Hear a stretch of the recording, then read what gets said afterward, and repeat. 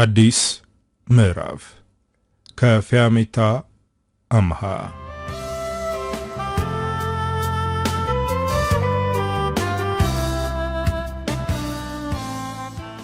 ይህች ዓለም ለብዙዎች ፈተና ናት። ዓለም ያልፈተነችው ሰው የለም። አንዳንዶች በጣም ከመፈተናቸው የተነሳ የኛ የተለየ ነው ይላሉ። ግን የሁሉም የተለየ ነው። ያንዱ ላንዱ ቀሎ ሊታይ ይችላል። ግን የሁሉም ሰው ትከሻ ላይ ያረፈው ሸክም ተመሳሳይ ክብደት አለው። የሚለያየው ችግሩን ተቋቁሞ በብልሃት ከትከሻ ላይ ማራገፉ ነው። አንዳንዶች በብልሃት ያራግፋሉ፣ ሌሎች ደግሞ ዕለተ ሞታቸው እስኪደርስ ተሸክመው ይኖራሉ። ሌሎች ደግሞ አቅም አንሷቸው ተስፋ ቆርጠው ሞታቸውን ለማፋጠን ይጥራሉ። በሕይወት ተስፋ ቆርጦ አቅጣጫውን እየፈለገ ያለው ዮሴፍ ከነዚህ መካከል ነው። ዮሴፍ ከአዲስ አበባ ዩኒቨርሲቲ በሶሻል ወርክ ተመርቋል። ከግል ዩኒቨርሲቲም የአካውንቲንግ ዲግሪ አለው። ነገር ግን ስራ አጥ ነው። የሱ ዕድል ጠሞበት ይሁን ወይም ስራ ጠፍቶ ባይገባውም ጫማው ከውስጥ እግሩ ጋር እስኪጣበቅ ድረስ ዙሮ ፈልጓል። ግን ምንም ነገር ማግኘት አልቻለም። በዚህ ምክንያት ተስፋ ቆርጦ በተደጋጋሚ ራሱን ለማጥፋት ሙከራ አድርጓል። ያልዞረበት ገዳምና ጸበል የለም። ግን ሕይወቱ አልተለወጠም። መስከረም የምትባል ታናሽ እህት አለችው። መስከረም በእግሯ መራመድም ሆነ እጆቿን ማንቀሳቀስ አትችልም። ግን አንደበተ ርቱዕ ናት። እሷ በዚህ ሁኔታ ላይ ሆና አምላኳን ለማመስገን ቦዝና አታውቅም። ወንድሟ ዮሴፍ ግን ሁልጊዜም እንዳማረረ ነው። ወንድሜ ባክህ የፈጠረን አምላክ ዋጋውን አታሳጣው፣ እሱ በእኛ ላይ ሊሰራ ያቀደው ነገር አለ ትለዋለች። እሱ ግን ታናሽ እህቱን አይሰማም። ከዚህ በላይ ምን ልንሆን እንችላለን? እኛ እኮ እየኖርን አይደለም ይላታል። ዮሴፍ ስራ ፈልጎ ሲያጣ ዝቅ ብሎ ሰርቶ እህቱን ለመንከባከብ አሰበ። በተመረቀበት ሳይሆን ምንም ትምህርት የማይጠይቀውን ስራ ለመስራት ቆርጦ ተነሳ። የሊስትሮ መስሪያ ዕቃዎችን ገዝቶ ከነሱ ሰፈር ትንሽ ራቅ በማለት የሊስትሮ ስራ መስራት ጀመረ። ከታወቀ ዩኒቨርሲቲ የተመረቀው ወጣት ያንን ጥቁር ጋውን ሲለብስ ተሽከርካሪ ወንበር ላይ ተቀምጬ እሰራለሁ ብሎ ያሰበው ህልመኛ በእጁ እስክሪብቶ እንጂ የጫማ ብሩሽ ይዛለሁ ብሎ አስቦት የማያውቀው ሰው አሁን ዝቅ ብሎ እግር ስር በመቀመጥ የሰው ጫማ እየጠረገ ነው። የመጀመሪያ ቀን ድብርት ውስጥ ነበር። ጫማ ሲጠርግ አይኖቹም ባይሞሉ ነበር። ግን ከዚህ ውጪ የተሻለ አማራጭ አልነበረውም። ከጎኑ ይሰራ የነበረው ቹቹ የተባለ ሊስትሮ አስተውሎ እያየው ነበር። ተስፋና ደስታ በሚያንጸባርቁ አይኖቹ እያየው አይዞ ወንድሜ ትለምደዋለህ፣ ለተወሰነ ቀን ነው ይህን ስሜት የሚረብሽ። ከዛ በኋላ እጆችህና ልብ እንደ ብረት ይጠነክራሉ፣ ጭንቅላትህ እንደ ምላጭ ይስላል። ያኔ ተስፋ ይለመልማል፣ እንደገና ህልምህን ታልማለህ አለው። ዮሴፍ ቹቹን በፈገግታ ያየው አሁን ያለውበት ስሜት መቼም የሚሸሽ አይመስለኝም። አሁን እኔ ተስፋ የቆረጥኩ ወጣት ነኝ። መኖር አልፈልግም፣ ግን ደግሞ መኖር ግዴታዬ ነው። የኔ በህይወት መኖር ለሌላ ሰው ያስፈልጋል አለው። ቹቹ ፈገግ እንዳለ እድለኛ ነህ፣ አይኖቹን ገልጦ የሚጠብቅህና የሚፈልግህ ሰው አለ። ለዛ ሰው ስትል ትኖራለህ። ስለዚህ አይዞህ አለው። ከዛ ጊዜ ጀምሮ ነበር ጓደኝነት የጀመሩት። ቹቹ ከወላይታ አካባቢ ነው የመጣው። ከዛ ሲመጣ ከአጎቱ ጋር ነበር። አጎቱ አስተምርሃለሁ ብሎ ነበር ይዞት የመጣው፣ ግን አላስተማረውም። እንደመጣ ወደ ልመና ነበር ያሰማረው። መንገድ ዳር ቆሞ መንገደኛ እያስቆመ እንዲለምን ያደርገዋል። በኋላ ላይ ደግሞ ሰርቆ እንዲያመጣ ያስገድደው ነበር። ይሄ ነገር የሰለቸው ቹቹ ካጎቱ ቤት ጠፋ። ከዛም ጎዳና ላይ ማደር መዋል ጀመረ። ከዛም ቀስ በቀስ የሊስትሮ ስራ ጀመረ። ለዓመታት የሰው ጫማ ሲጠርግ ነበር የሚኖረው። ብቻውን ቤት ተከራይቶ ነው። ሰውነቱ ፍርጥም ያለ ሲሆን አነጋገሩም የወላይተኛ ቅላጽ ያለው። ብዙ ጊዜ እስር ቤት ገብቶ ያውቃል። ምክንያቱም ባልዋለበት ሌባ ነው ብለው ይይዙታል። እሱ ግን ካጎቱ ቤት ከወጣ ጊዜ ጀምሮ አንድም ቀን ሰርቆ አያውቅም። ማጀራት መቺ ነህ ሲሉት በጣም ይስቃል። ማጀራት መቺ በሆን ለምን የሰው ጫማ ሳሹላለሁ ይላቸዋል። የዮሴፍና የቹቹ ግንኙነት ጠበቀ። ከዮሴፍ አልፎ መስከረም ጋርም ጓደኛ ሆነ። መስከረም ወርቁ የሚባል ፍቅረኛ አላት። ያ አስከፊ አደጋ ደርሶ እንዲህ ከመሆኗ በፊት የነበረው ፍቅረኛዋ ነው። የወርቁና የመስከረም ግንኙነት በድብቅ ሳይሆን በአደባባይ የሚታወቅ ነው። ታላቅ ወንድሟ ዮሴፍም የእህቱን ደስታ ሲያይ ወርቁን ተቀበለው። ለመጋባት ጥቂት ወራቶች ሲቀራቸው ነበር የተሳፈረችበት ታክሲ ከሲኖትራክ መኪና ጋር ተጋጭቶ እንዲህ ሆነችው። የሰርጌ ቀን ይሆናል ያለችው የደስታ ቀኗን አይኖቿን ጨፍና የሆስፒታል አልጋ ላይ ነበር ያሳለፈችው። የሰርጉ ጉዳይ ተረስቶ ሕይወቷ ይተርፋል አይተርፍም እየተባለ ስትጠበቅ ነበር። በስተመጨረሻም ሕይወቷ ተረፈ። ግን መንቀሳቀስ አልቻለችም። ጮኛዋ ወርቁ ከዮሴፍ እኩል ነበር የተንከራተተው። ሁለቱም እሷን ለመንከባከብ ደፋ ቀና ይላሉ። ወርቁ ቀበሌ ውስጥ ትንሽ ስልጣን ቢጤ ያለችው። እናም ዮሴፍ ስራ እንዲያገኝ ያቅሙን ጥሯል። ግን ዮሴፍ ሊቀጠር አልቻለም። መስከረም አሁን ያን ያስበውት የነበረውን አሁን የተረሳውን ሰርግ መቀጠል ትፈልጋለች። ወርቁን አግብታ ከሱ ጋር የመኖር ፍላጎት አላት። ግን ደግሞ ደፍራ መጠየቅ ትፈራለች። ምክንያቱም ወርቁ ከሷ የተሻለች ሴት ማግባት ይፈልግ ይሆናል ብላ ስለምታስብ ነው። እኔ መንቀሳቀስ አልችልም፣ አካል ጉዳተኛ ነኝ፣ እሱ የፈለጋትን ሴት ማግኘት ይችላል፣ ስለዚህ እንጋባ ብለው ሳትብሎት ልቤን የሚሰብር ቃል ከተናገረ በጣም እጎዳለሁ ትላለች። እሱ ከሷ አራቀም፣ አብሯት ይሆናል። በየቀኑ እየመጣ ይጠይቃታል። የተለመደውን ፍቅር አላጎደለባትም። ይሄ ነገር ሲጨንቃት ለቹቹ አማከረችው። ለወንድሟ ሳታማከር ለቹቹ ያማከረችበት ምክንያት ወደ ወርቁ ሄዶ ለምንድነው የማትጋቡት ብሎ ይጫኗል ብላ ስለምትፈራ ነው። ቹቹ ግን እንደ ልብ ጓደኛ ስለሚያማከራት ነው። ፍቅሩን አላጎደለም። ያንቺ አለመንቀሳቀስ ፍቅሩን እንዲቀንስ አላደረገውም። አሁንም እንደ ቀድሞ እየተንከባከበሽ ከሆነና ፍቅር እየሰጠሽ ከሆነ ይህ ሰው ከልቡ ያፈቅርሻል። እውነተኛ ወንድ ነው ማለት ነው። ስለዚህ አንቺ እንጋባ ብለሽ ብትጠይቂውም እሺ ይላል። ስለዚህ አንቺ ይህንን ሐሳብ አንሺበት አላት። ቹቹ ፍቅር የሚባለውን ነገር በወሬ እንጂ እሱ ቀምሶት አያውቅም። ልጅ እያለ ወደ አዲስ አበባ ሳይመጣ የሚወዳት ልጅ ነበረች። እናም በእድሜ ከሱ ከፍ ትል ነበር። እናም እየተከተለች አናግረኝ እወድሃለሁ ትለዋለች። እሱ ግን ስለሚፈራና ስለሚያፍር አንድም ቀን ቆሞ አናግሯት አያውቅም። በመጨረሻም ከሷ በእድሜ የሚበልጥ ወንድ ጋር አጋቧት። ከዛ በኋላ ያቺን ልጅ አይቷት አያውቅም። ቹቹ የፍቅር ሕይወት የሚለው ይሄን ነው።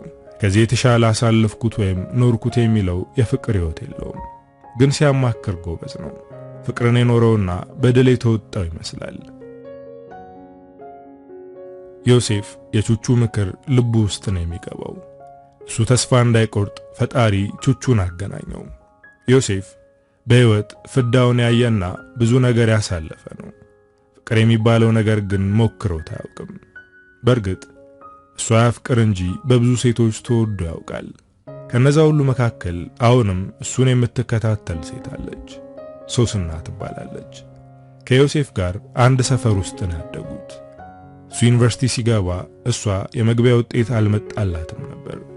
ሶስና በእናት ነው ያደገችው። እናቷ ጢቢኛ እየሸጠች ነው ያስተማረቻት።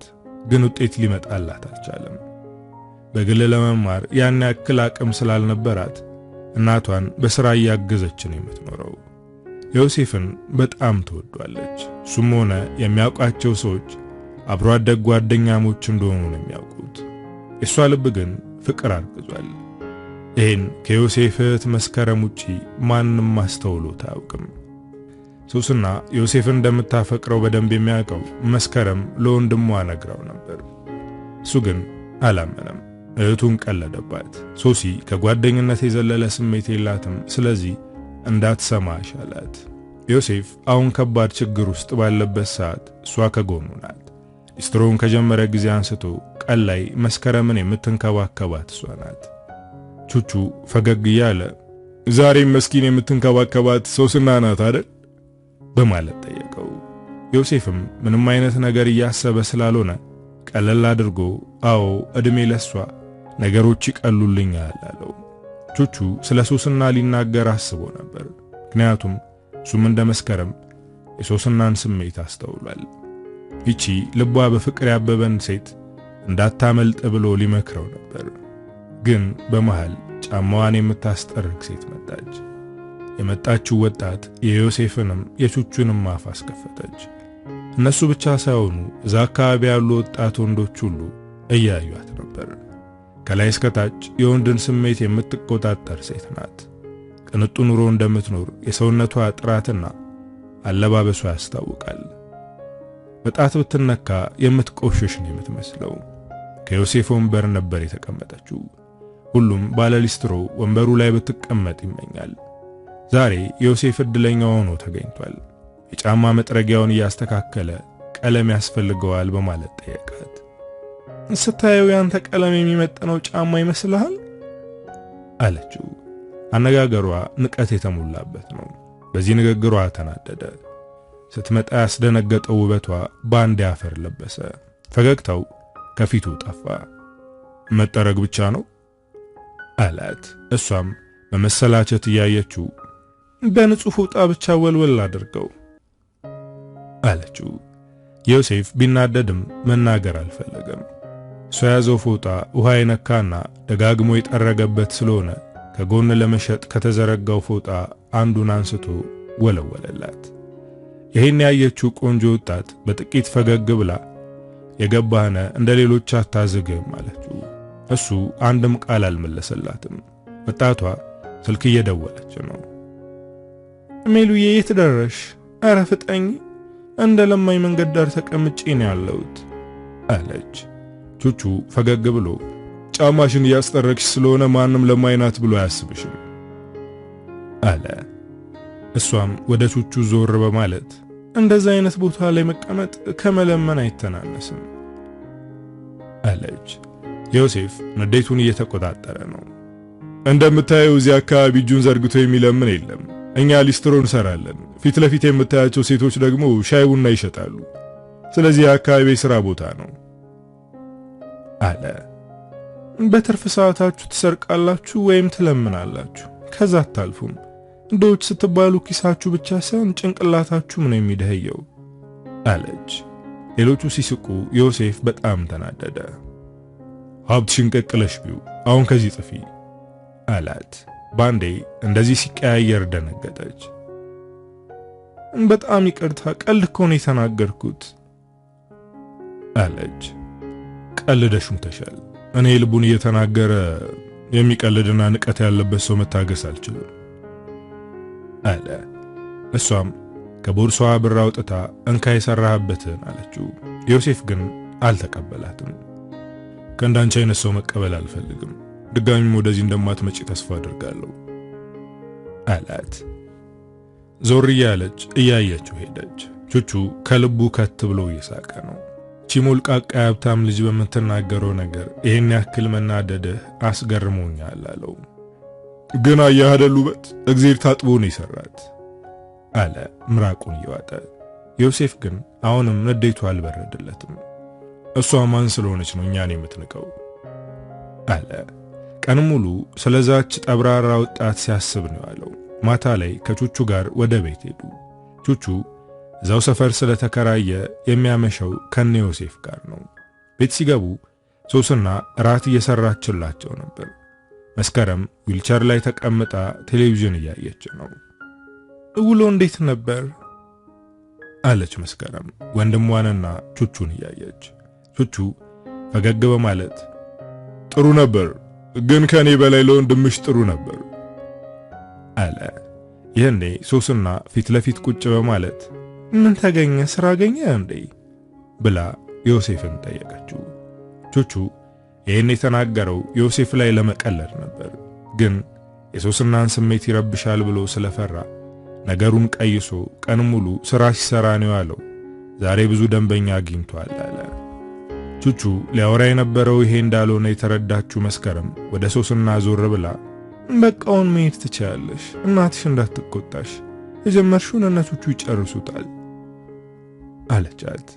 ሶስና አሁን ወደ ቤት ስትሄድ ለምን አመሸሽ ተብላ እንደምትቆጣ ታውቃለች። ግን ከዮሴፍ ጋር ማምሸቷ ከዛ በላይ ነው። የዮሴፍን አይኖች ስታይ ልቧ በፍቅር ይዘላል። ከሱ ጋር ስታወራ በደስታ ትፍለቀለቃለች። እናም እዚህ ብታድር ምኞቷ ነበር። ግን ግዴታ መሄድ አለባት። ለመሄድ ስትነሳ ዮሴፍ ሊሸኛት ተነሳ። እሱ ሊሸኛት ስለሆነ ደስ አላት። ደብዘዝ ያለው የመንገድ መብራት የሶስናን ፊት ብርሃን አድርጎ ያሳያል። ጥርሶቿ አንዴም አልተከደኑም። ፈገግ እንዳለች ናት።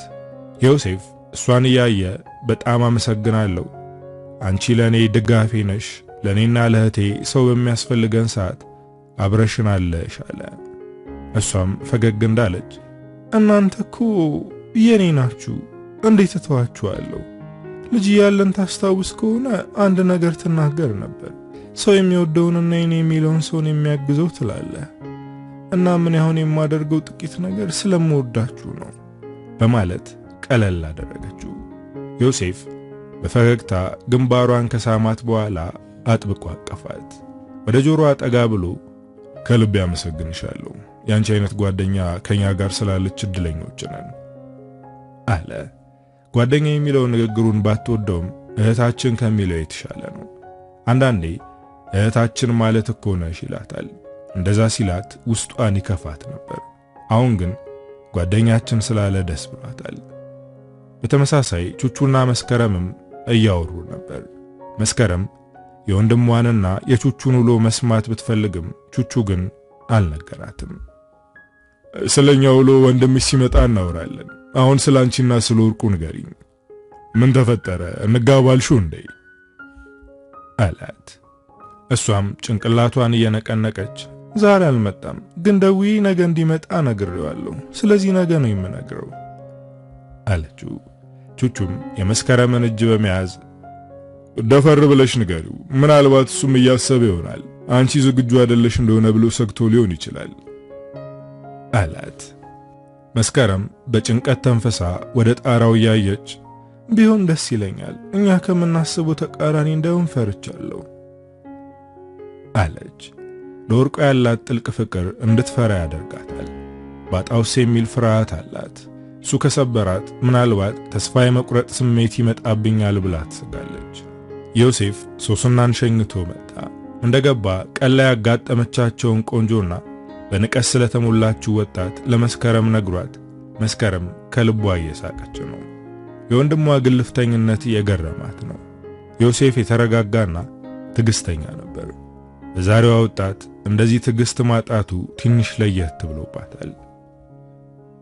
በነጋታው ዮሴፍና ቹቹ ጎን ለጎን ቁጭ ብለው የደንበኞቻቸውን ጫማ እየሰፉ ያለ ሁለት ሴቶች አግዳሚ ወንበር ላይ ቁጭ አሉ። ሁለቱም ቀና ብለው ሴቶቹን ተመለከቷቸው። አንደኛዋ ሴት ትላንት እዚህ ቁጭ ብላ ስትመጻደቅ የነበረችው ናት። ሌላኛዋ ግን አዲስ ናት። ዮሴፍ የሚሰፋውን ጫማ አስቀምጦ ወደ ትላንቷ ወጣት እያየ ይቅርታ፣ አንቺን ማስተናገድ አልፈልግም አላት።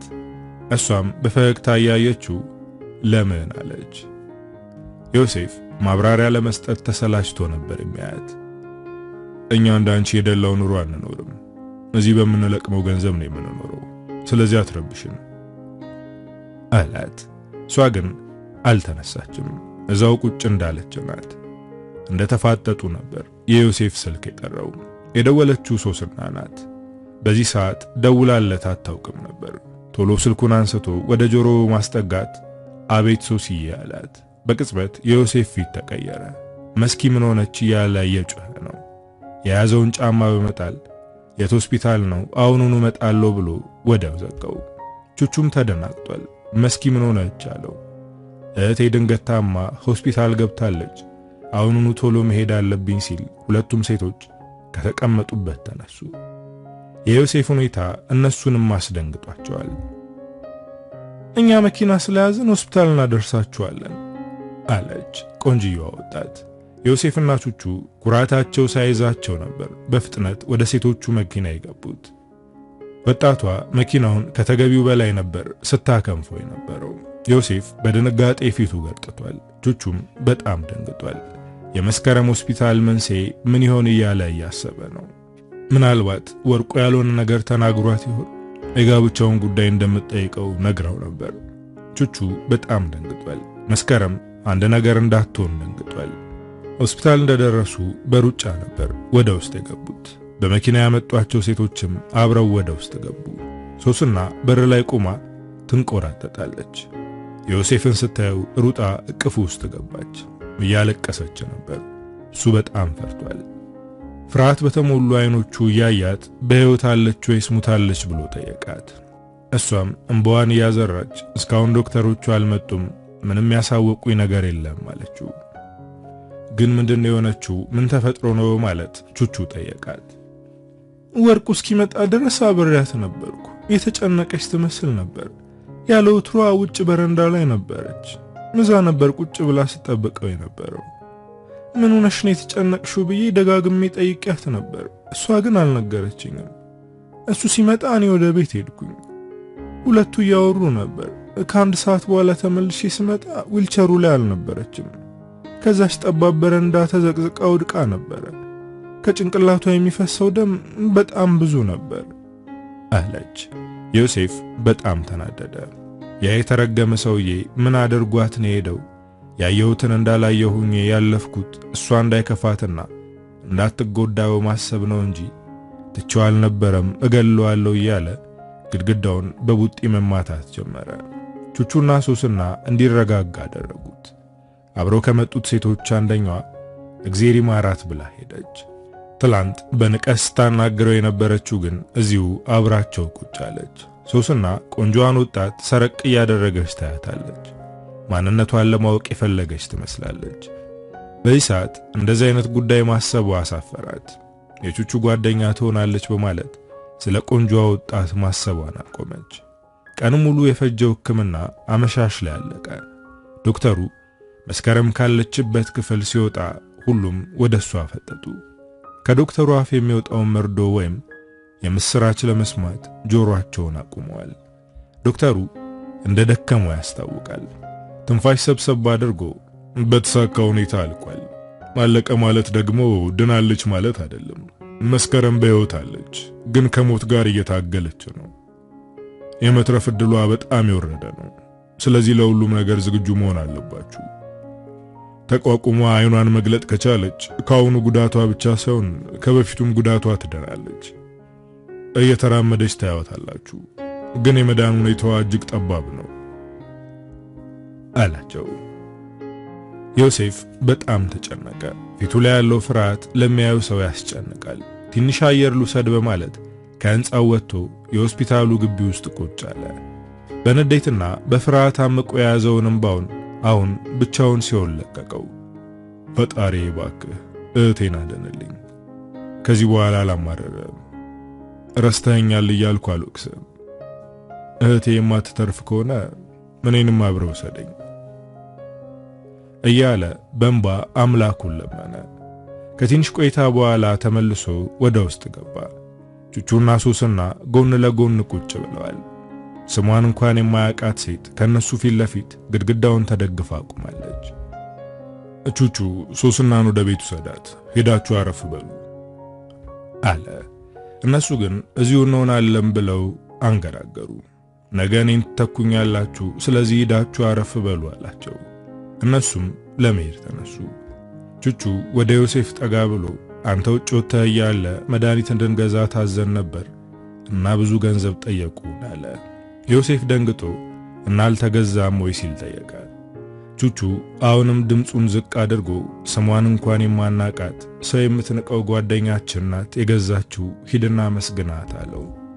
ከሶስና ጋር ወደ ቤት ሄዱ። አሁን ዮሴፍና ወጣቷ ቀርተዋል።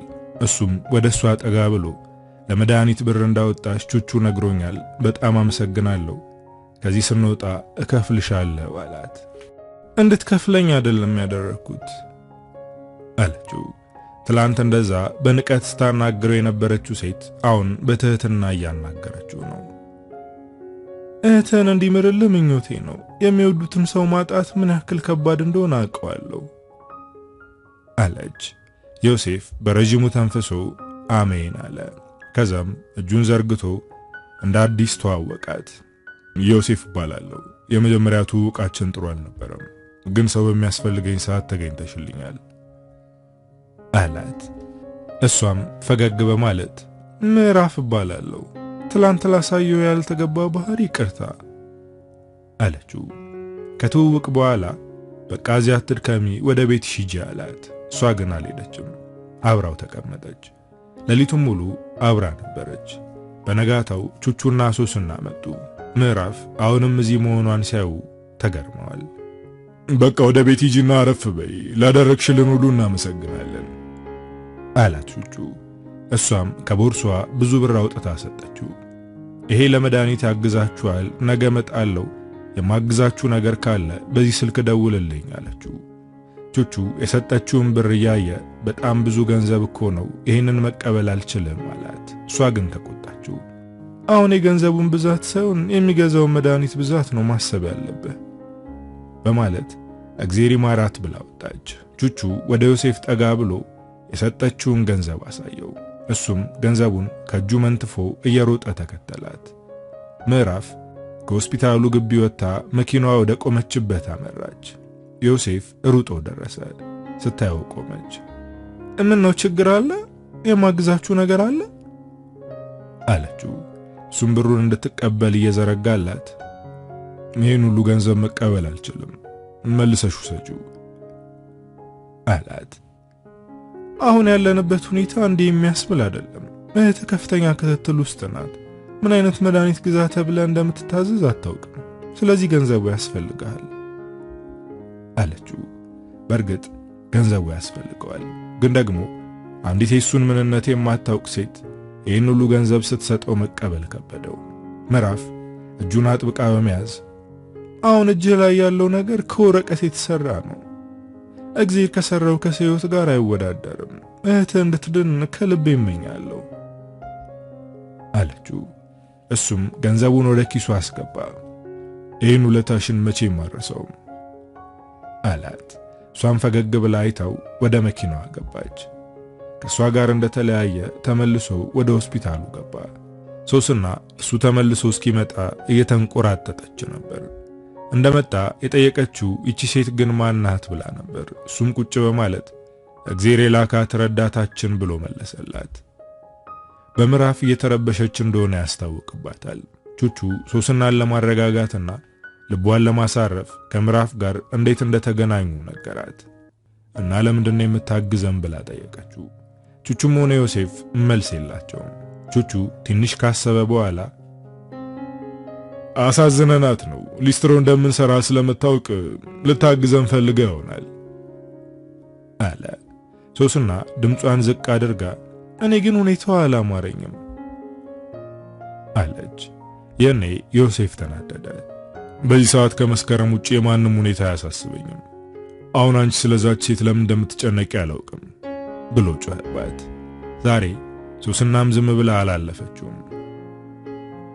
እኔም እንዳንተ የመስከረም ሁኔታ ያስጨንቀኛል፣ ግን ከማላውቃት ሴት ገንዘብ መቀበል አልፈልግም። እቺ ሴት ማን እንደሆነች አናውቅም፣ ከኛ ምን እንደፈለገችም የምናውቀው ነገር የለም አለችው። እኛ እኮ ጠግበን ማደር የማንችል ተራ ሰዎች ነን። ለሕክምና የሚሆን ገንዘብ እንኳን የለንም። ከኛ ምን ልትፈልግ ትችላለች በማለት ተናግሯት ወደ ውጭ ወጣ። በዚህ ሰዓት አይደለም እሱን የሚናገረው ሰው ይቅርና በጎኑ የሚያልፉት ሁሉ ያናደዱታል። ሐዘንና ፍራቻው ያናደደው ነው። ፀሐይ ላይ ቁጭ ብሏል። ዙሪያው ጨልሞበታል። እህቱ እንድትድን አጥብቆ ፈጣሪውን እየጠየቀ ነው። ሶስና መታ ከጎኑ ቁጭ አለች። ሁላችንም ጭንቀትና ፍርሃት ውስጥ ነን። መስከረም እንዳናጣ ፈርተናል። የሚያነጫንጨን የሚያስሜት ነው። ዮሲ እህታችን እንደምትድን እርግጠኛ ነኝ። ውስጤ የሚሰማው ስሜት ይሄ ነው አለችው። እሱም ወደ እሷ ዞር በማለት ስለ ጮኩብሽ ይቅርታ፣ ውስጤ ያለው የፍርሃት ስሜት ነው እንዴ የሚያደርገኝ አላት። ሶስና በዮሴፍ መቼም ቢሆን አዝናበትና ተቀየመው አታውቅም። አጥብቃ በማቀፍ ከኔ ውጪ የምትጮህበት ሰው የለም። እኔ ላይ እንደፈለክ መጮህ ትችላለህ። ውስጥ ያለው የሚያስጠላ ስሜት የሚወጣ ከሆነ አሁንም ጩህብኝ አለችው። ቹቹ ከሆስፒታል ወጥቶ የሄደው ወደ ወርቁ ቤት ነበር። የወርቁ ቤት ገርበብ ብሏል። ውስጥ ላይ የሚወራው ነገር ውጭ ላይ ይሰማል። ቹቹ በሩን አንኳኩቶ ለመግባት ሲሞክር የሚያወሩት ወሬ ጆሮው ውስጥ ገባ። ከሌላ ሴት ጋር ግንኙነት መጀመርን ስትነግራት ምን አለች በማለት ይጠይቀዋል። ወርቁም በግዴለሽነት አነጋገር በጣም ነበር የደነገጠችው። ሰውነቷ እየተንቀጠቀጠ ነበር። እኔም የሚሰማኝን ሁሉ ነገርኳት። በጣም ቆንጆና ብልህ ሴት ነሽ። ከአንቺ ጋር ቤተሰብ መሰረት ደስ ይለኝ ነበር። ግን ደግሞ መንቀሳቀስ አትችይም። መራመድም ሆነ እኔን እንዲሁም የምንወልዳቸው ልጆች መንከባከብ የማይታሰብ ነው። ራስሽን እንኳን መንከባከብ አትችይም። ስለዚህ ላገባሽ አልችልም። አንቺን ባፈቅርሽም በዚህ ሁኔታ ሻብሬሽ ስለማልሆን ከሌላ ሴት ጋር ግንኙነት ጀምሬያለሁ አልኳት። ይህን ተናግሬ ይዛ አልቆየሁም። ቶሎ ብዬ ከዛ አካባቢ ጠፋው። ምክንያቱም ያቀው ሰው ወንድሟና ጓደኛው ከመጡ እግሯ ስር አንበርክከው እግሯን ያስልሱኛል። የተናገርኩትን ሁሉ እንድውጥ ያስገድዱኝ ነበር አለ። ቹቹ ከዚህ በላይ ውጪ መቆም አልቻለም። በሩን በርግዶ ገባ። ቤት ውስጥ ዙሪያውን ቁጭ ብለው ጫት እየቃሙ ነው። ወርቁ ቹቹን ሲያይ በድንጋጤ ተነስቶ ቆመ። አንተ የተረገምክ ፍጥረት እንዴት እንደዚህ አይነት ንግግር ትናገራለህ? በማለት የወርቁን አፍንጫ በቦክስ ነረተው። የቹቹን ፈርጣማ እጅ መቋቋም ያቃተው ወርቁ እያቃሰተ ነው። ከሚቅሙት አንደኛው በፍጥነት ቹቹን አጠቀው። በስለት ሆዱን ወጋው። ይህኔ ነበር እጆቹ የላሉት። የቹቹ ሆድ ሲደማ ሁሉም ደነገጡ። በተለይ ወርቁ የሚያደርገው ጠፋበት። እንዴት እንደዚህ ታደርጋለህ በማለት ለሱ ብሎ የወጋውን ጓደኛው ላይ እየጮህበት ነው። ቹቹ ሆዱን ጨብጦ ወደ ውጭ ወጣ። ቤት ውስጥ የነበሩት ሁሉም እየሮጡ አመለጡ። ወርቁም በፍጥነት ወጥቶ ሄደ። ቹቹ ለመውደቅ እየተንገዳገደ ያዩት የወርቁ ጎረቤቶች ረዱት። ዮሴፍና ሶስና አሁንም የመስከረምን ሁኔታ ለማወቅ እየጠበቁ ነው። በዚህ መሃል የሶስና ስልክ ጠራ። አንስታ ወደ ጆሮዋ አስጠጋችው። ስለ ቹቹ የሰማችው ነገር አስደነገጣት።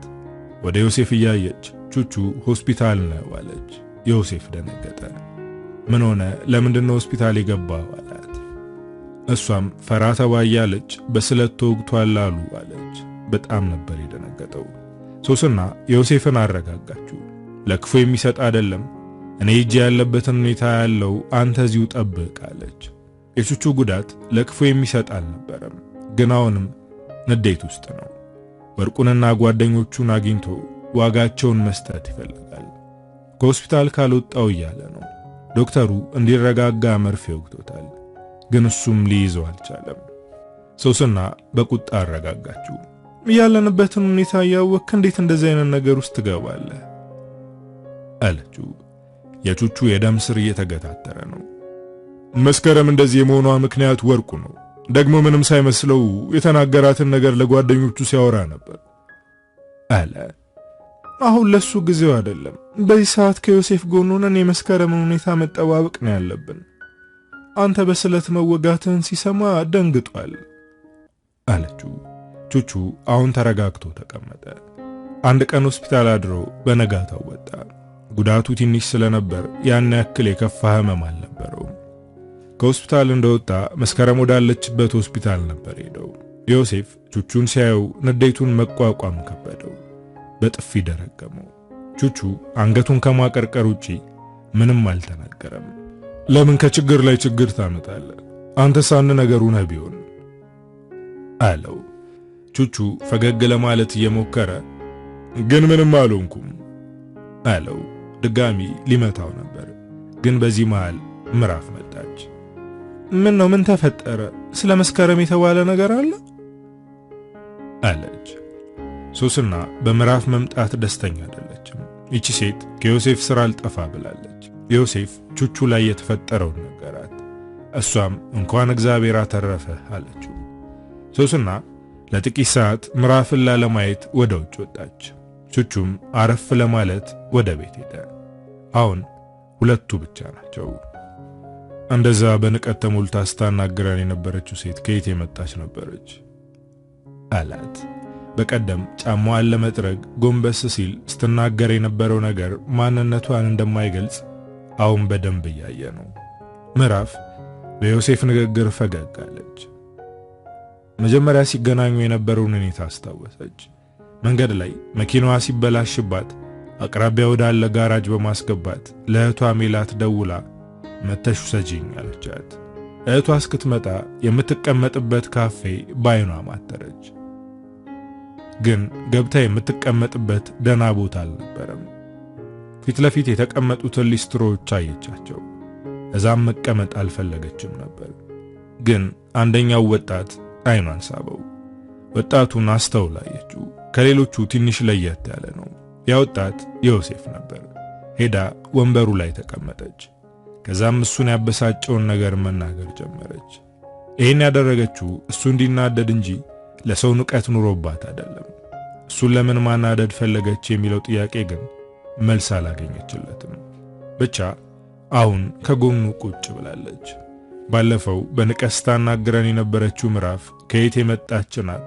ከአሁኗ ጋር እኮ ፍጹም የተለያዩ ናቸው ብሎ እየጠየቃት ነው። በጣም የተለያዩ ናቸው።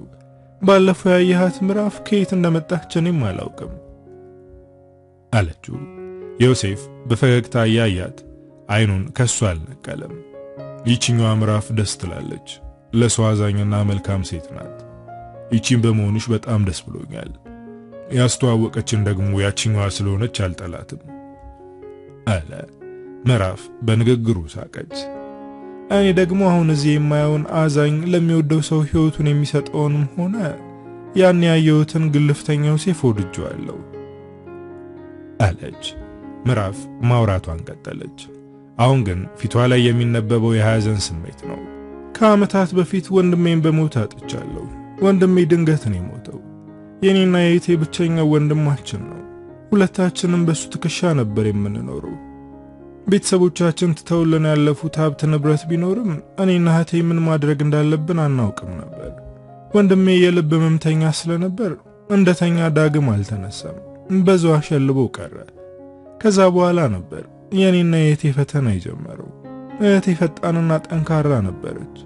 ወደ የወንድሜን ቦታ ተክታ መስራት ቀጠለች። እኔ ግን የወንድሜን ሐዘን መቋቋም ከበደኝ። ለብዙ ጊዜ ሐዘንና ድብርት ውስጥ ነበርኩ። በእህቴ እርዳታ ቀስ በቀስ ከዛ ነገር እየወጣው ነው። እናም አንተ አሁን ያለህበትን ሁኔታ በደንብ እረዳለሁ። ግን እመነኝ፣ እህትህ እንደኔ ወንድም ጥላህ አትሄድም። ድጋሚ ቅፍ ውስጥ ትገባለች።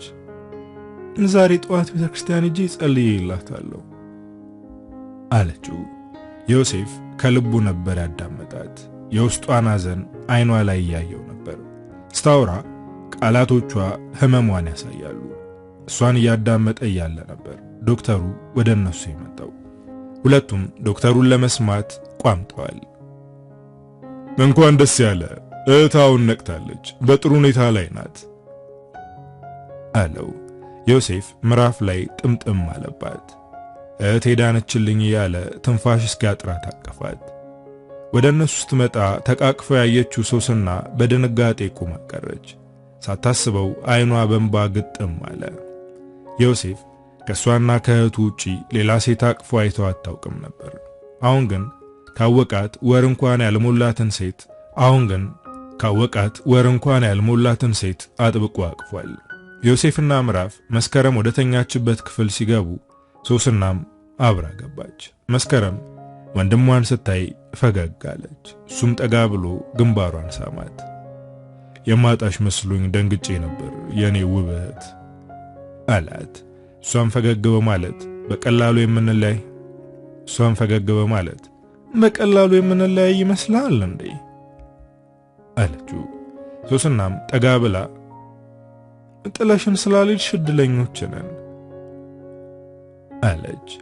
ምዕራፍ በርቀት ቁማ እግዚአብሔር ይማርሽ አለቻት። የመስከረም አይኖች ከምዕራፍ አልተነሱም። አስተውላ እያየቻት ነበር። ከመንቃቴ በፊት በህልሜ ሳይሽ ነበር። እጄን ይዘሽ ወደ ወንድምሽ ልወስድሽ ነው ያልሽኝ ስትጎትቺ ነበር።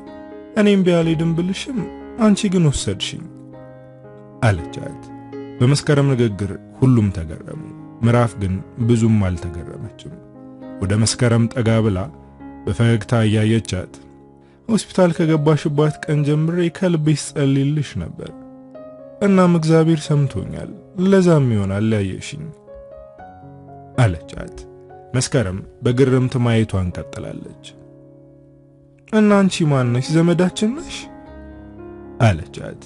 ዮሴፍ የምዕራፍን ማንነት ነገራት። ባለፈው ስራ ቦታ መጣ የሌለብኝን ግልፍተኛ ያደረገችኝ ያልኩሽ ሴት ናት አላት። መስከረም እየሳቀች ቹቹ ሲነግረኝ ያቺ ሴተኛ ህይወት ላይ ሚና እንደሚኖራት ነግሬው ነበረ አለች። ከዛም ባይኗ በሩን አየች። ቹቹ የት አለ? የት ሄደ? ስትል ጠየቀች። ሶስናና ዮሴፍ እርስ በርስ ተያዩ። እዚህ በጣም ስለደከመው አረፍ እንዲል ቤት ልከነው ነው። ስለደወልንለት አሁን ይመጣል አለቻት። ሶስና ከመስከረም አልጋ ጫፍ ቁጭ አለች። ዮሴፍ ደግሞ ወደ ምዕራፍ ተጠግቶ እንዴት ብዬ እንደማመሰግንሽ አላውቅም እያላት ነው። ምዕራፍ ግን እንዲያመሰግናት አልፈለገችም። እኔን ሳይሆን የረዳህን አምላክ አመስግን፣ እኔ ምንም ያደረኩት ነገር የለም አለችው። ሲያወሩ በቀስታ ነው። የነሱ መንሾካሾክ ያልጣማት ሶስና ሰረቅ እያደረገች ታያቸዋለች። ጭራሽ አብረው ወጡ። ውጭ ላይ ቆመው ማውራታቸውን ቀጠሉ። ምዕራፍ ለዮሴፍ ሌላ ነገር ልታበረክትለት ተዘጋጅታለች። ተመረቀ ስራ ፈላጊ እንደሆንክ ቹቹ ነግሮኛል እና እህቴን አማክሪያት ነበር። የኛ ድርጅት ውስጥ ክፍት የሥራ ቦታ አለ፣ እዛ መስራት ትችላለህ፣ ግን ፍቃደኛ ከሆንክ ነው አለችው። ዮሴፍ ምን ብሎ መናገር እንዳለበት ጠፋው። በዝምታ እያያት ነው። እሷ መልሱን እየጠበቀች ነው። ከማመስገን ውጭ ሌላ የሚባል ነገር አለ ብሎ ጠየቃት። በንግግሩ ሳቀች። ካለም ፈልጋለን። አሁን ስራውን ትፈልገዋለህ ወይስ አትፈልገውም አለችው። እሱም ፈጠን ብሎ እፈልገዋለሁ።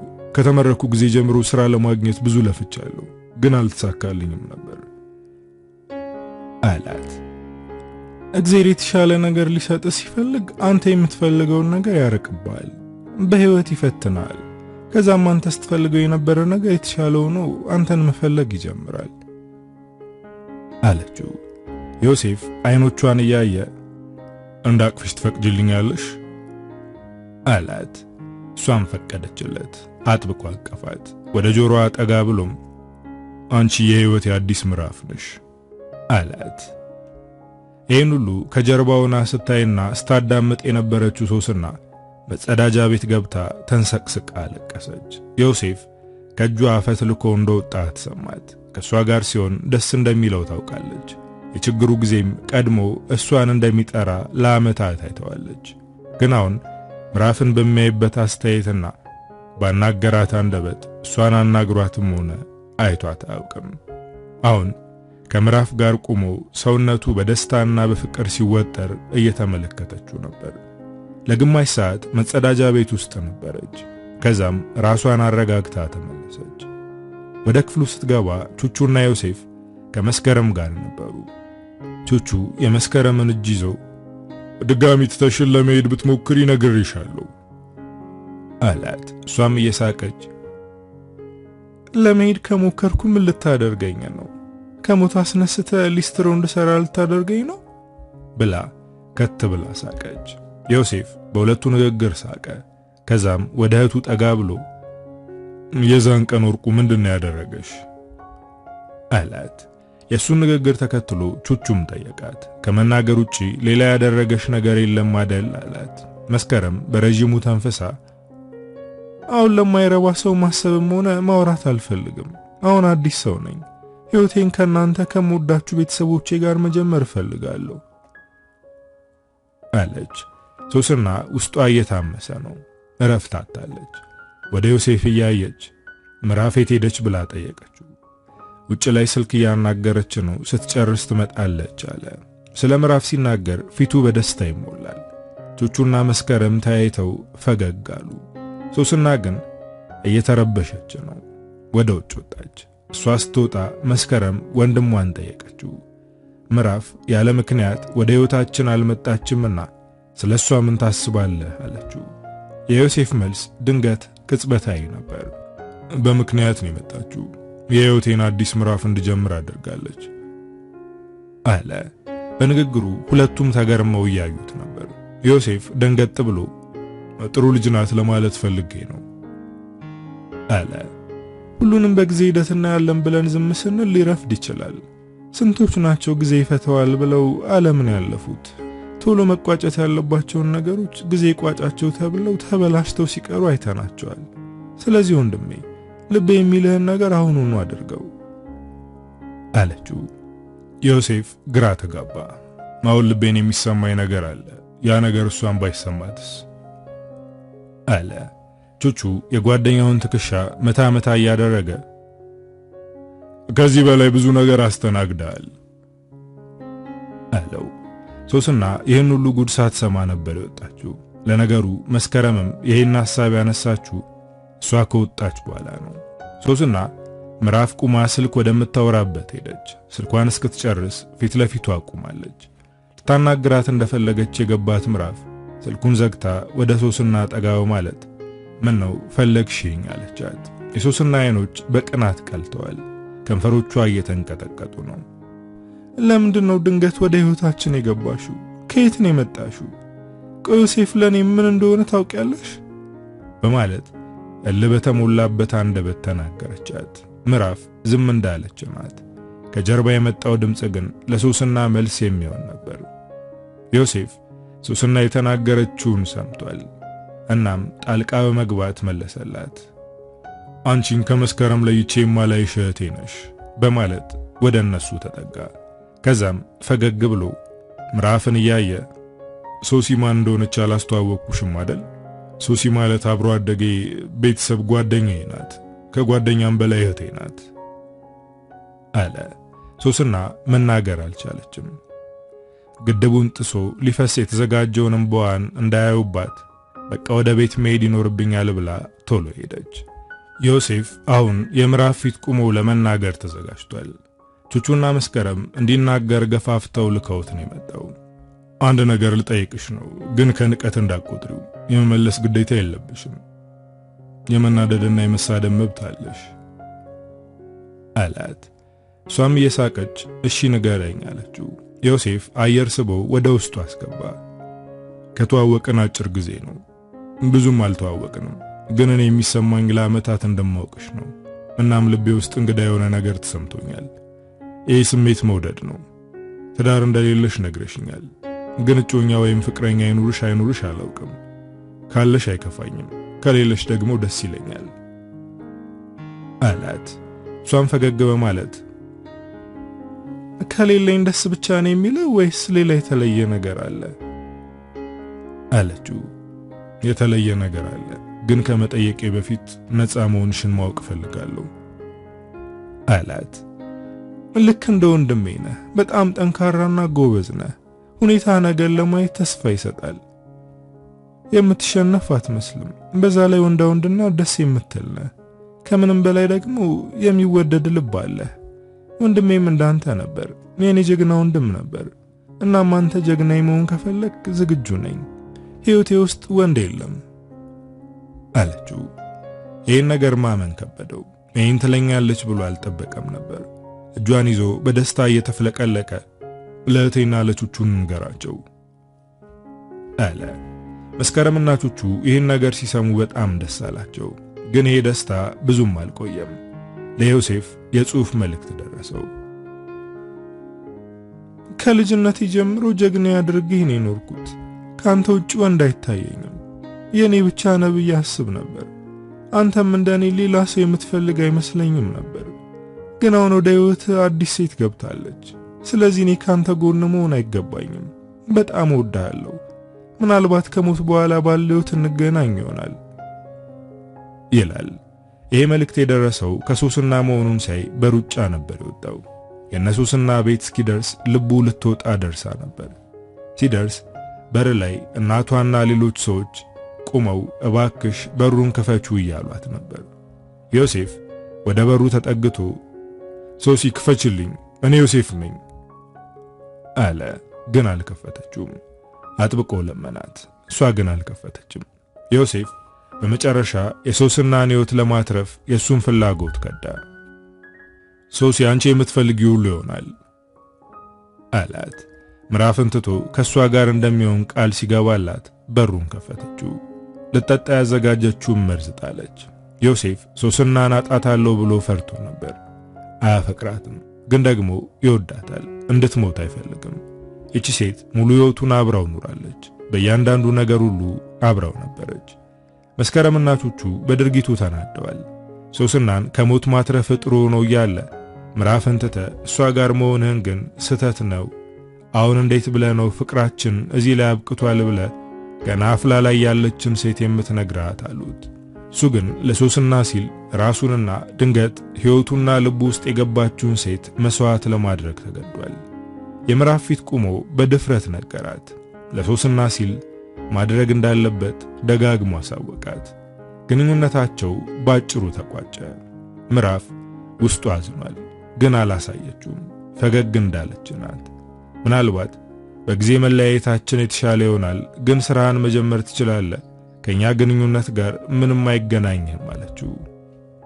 በጣም ይቅርታ፣ በችኮላ አሳዘንኩሽ፣ ግን መኝኝ፣ ባለፈው የነገርኩሽ ስሜት አሁንም አለ፣ ግን አብረን መሆን አንችልም አለ።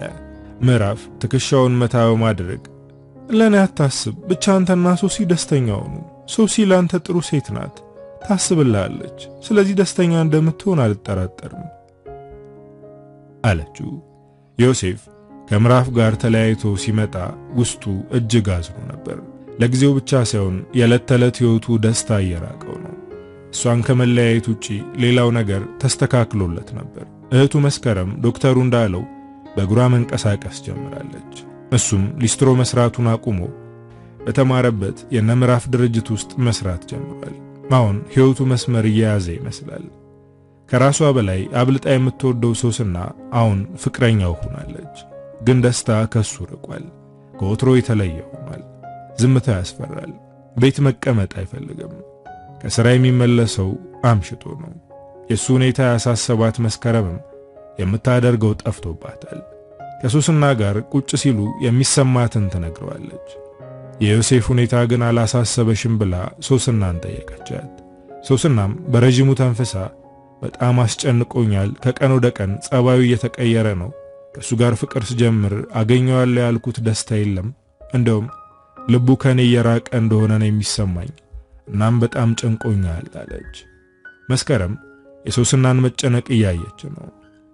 ሰውን በግዴታ እንዲወድሽ ማድረግ ትችላለሽ፣ እንዲያፈቅርሽ ማድረግ ግን አትችይም። ወንድሜ ልቡ የተከፈተው ለምዕራፍ ነው። አንቺን ስለሚወድሽና እንድትሞቺ ስለማይፈልግ ነው አብሮሽ ያለው አለቻት። የመስከረም ንግግር ለጊዜው ያናደዳት ሶስና ቀስ በቀስ እያሰላሰለችው ነበረ። በመጨረሻም ለምትወደው ዮሴፍ ስትል እሱ ያደረገውን መስዋዕትነት እሷም አደረገችው። ሶስና ዮሴፍ ከሥራ ሲመለስ ጠብቃ በደንብ አናገረችው። ልጅ እያለን ጀምሮ አይኔ ካንተ ውጪ ማንንም አያይም ነበር። እቃቃ ስንጫወት ከኔ ውጪ የሌላ ልጅ ባሉና አታውቅም። ሁሉም ስለሚፈሩኝ ካንተ ጋር መሆን አይፈልጉም ነበር። ያ የልጅነት ስሜት ያድጎ አሁንም ይሰማኛል። አንተንና እህትህን ቤተሰቦች አድርጌ ተቀብያችኋለሁ። እናንተ አንድ ነገር ከምትሆኑ እኔ በሞት እመርጣለሁ። ካንተ ጎን መራቅ አልፈልግም። ስራተህ ስትጨነቅና ስትንከራተት ሁልጊዜ ወደ ቤተክርስቲያን እየሄድኩኝ ላንተ ጸልይ ነበር፣ ግን እኔን ሰምቶኝ አያውቅም። የሚገርም አንተ የራስህን ስራ እንድትጀምር ዳጎስ ያለ ገንዘብ ለመፈለግ ገላይን ለመሸጥ የሀብታም ወንድ ቤት ሄጄ ነበር፣ ግን ህሊናዬ አልፈቀደም። ምንም ላደርግልህ ባለመቻሌ ሁልጊዜ ራሴን ወቅስ ነበር። ግን ራሴን ሰጥቼ በፍቅሬ ላከም ዝግጁ ነበርኩ። የኔ አይነት የፍቅር ስሜት ያለ ይመስለኝ ነበር። ከዛሬ ነገ ፍቅሩን ይገልጽልኛል እያልኩኝ ስጠብቅ ነበር። ግን በስተመጨረሻ ልብህን የምታሸንፍ ሴት ተገኘች። ያቺ ሴት ከኔ በላይ አብረህ አልኖረችም፣ አታውቅህምም። ግን በፍጥነት ልብ ውስጥ ገባች። በጣም ነበር የተናደድኩት፣ ራሴንም ጠላሁት።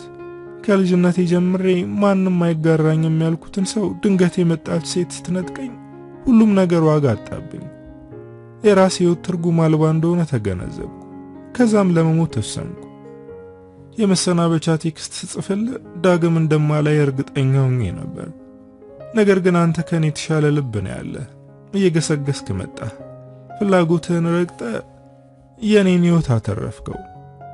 አንተ ካሰብኩም በላይ የምትወደድና የምትፈቀር ወንድ ነህ አለችው ሲቃ እየተናነቃት። ዮሴፍ በረጅሙ ተንፍሶ አንቺ ካደረግሽው አንፃር የኔ ምንም ነው፣ ስለሚገባሽ ነው ያደረኩት አላት። ሶስና ከሱ ቀጥላ መናገሯን ቀጠለች። አንተ ለኔ ብለህ ራስህን እየጎዳህ ነው፣ ግን የዛች ሴት ጉዳት አልታየም። ያች ሴት ባንተ ምክንያት አዝናለች። ምክንያቱም እሷም አንተን ስለምትወድ ከቃል ዝንፍ አላለችም። ያንተ ቃል ደግሞ ሰብሯታል። በዚህ ህይወት የፈለኩትን ያገኘሁት እኔ ብቻ ነኝ፣ ግን ደስተኛ አይደለሁም። ሌላ ሰው እንደምታፈቅር እያወቅሁ አንተን የግሌ ማድረግ አልችልም። እህታ አንድ ነገር ብላኝ ነበር። ሰውን በግዴታ እንዲወድሽ ወይም አብሮሽ እንዲሆን ልታደርጊው ትችያለሽ፣ ግን እንዲያፈቅርሽና ያንቺ ብቻ ሆኖ እንዲኖር ማድረግ አትችይም አለችኝ። የተናገረችው እውነቷን ነበር። አንተን ከምዕራፍ አርቄ ከኔ ጋር እንድትሆን ያደረኩ መስሎኝ ነበር፣ ግን ተሳስቻለሁ። አንተ ከኔ ጋር አይደለህም። ደስታ ጠፍቷል። የምታስበው ስለሷ ነው። እንደዚህ የሆንክ ደግሞ አብሬ መኖር አልችልም አለችው። ዮሴፍ ደነገጠ እና ምን እያሰብሽ ነው አላት። እሷም እንባዋን ጠርጋ ፈገግ እያለች አይዞህ፣ ራሴን ለመግደል አላስብም። ከእናቴ ጋር ወደ አዳማ ሄደን አዲስ ህይወት ለመጀመር አስበናል። እመነኝ፣ የተወሰነ ቀን ብጎዳ ነው፣ ከዛ አዲስ ምዕራፍ እጀምራለሁ አለችው። የሶስና ውሳኔ ትክክል ነበር። ተወልዳ ያደገችበትን ሰፈርና ከተማ ለቃ ከእናቷ ጋር አዳማ ናዝሬት ገባች። ዮሴፍ ዳግም አዲስ ምዕራፍ ጀመረ። ወደ ምዕራፍ ሄዶ እንደ አዲስ እንጀምር አላት። በአሁኑ ግን ምንም ብትለኝ በቀላሉ አልለቅም፣ ይሄንን አምነህ ግባበት አለችው እየሳቀች። የነሱ ብቻ ሳይሆን የመስከረምና የቹቹ ምዕራፍም ተጀምሯል። ሁለቱ እርስ በርስ ተጣጥመው ነበር። እናም በስተመጨረሻ አብረው መሆን ችለዋል። አንዳንዴ ሁሉም ነገር አለቀ አበቃለት ብለን እንደመድማለን፣ ግን የአንዱ ነገር መጨረሻ ለሌላው ጅማሮ ነው። የእነዚህ ወጣቶች አጭር ታሪክ የሁላችንንም ሕይወት የሚዳስስ ነው። እድሜ ልካቸውን ለሚወዱት ሰው መስዋዕት ከፍለው መጨረሻው ውጤት አልባ የሆነባቸው ሰዎች ብዙዎች ናቸው። ተምረው ከአንድም 2-3 ዲግሪ ይዘው የሚንከራተቱ ብዙ ወጣቶችም አሉ። በአጋጣሚ ያገኘናቸው ሰዎች ከጓደኝነት አልፈው ቤተሰቡ ነው እናገኛቸዋለን። በተጨማሪም በድንገት ሕይወታችን ውስጥ የገቡ ሰዎች የልብ አጋራችን ይሆናሉ። እናም በዚህ ታሪክ ውስጥ ብዙኛዎች አለን። አበቃው። ከፊያሜታ አምሃ።